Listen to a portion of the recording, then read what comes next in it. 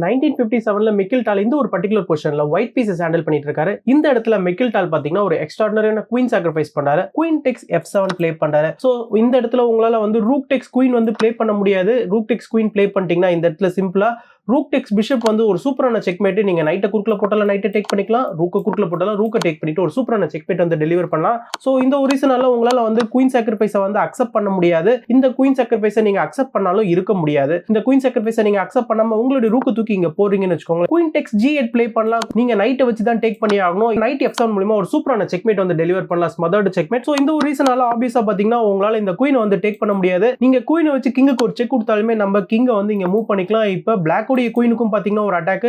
நீங்க இப்ப என்னதான் இந்த குயினை டேக் பண்ணாலுமே நம்ம நைட் மூலமா ஒரு செக் தரலாம். கிங் பக்கத்துல வந்ததுக்கு அப்புறமா பிளாக்கோடைய குயினை வந்து டேக் பண்ணிக்கலாம். சோ ஓவராலா பாத்தீங்கன்னா இந்த ஒரு குயின் சாக்ரிஃபைஸ் வந்து ஒரு எக்ஸ்ட்ராடினரியான மிக்கேல் டால் கிட்ட இருந்து இந்த மாதிரியான அசத்தலான ஷாட்ஸ் பக்கத்துக்கு தொடர்ந்து நம்மளுடைய சேனலை சப்ஸ்கிரைப் பண்ணிக்கோங்க. தேங்க்யூ.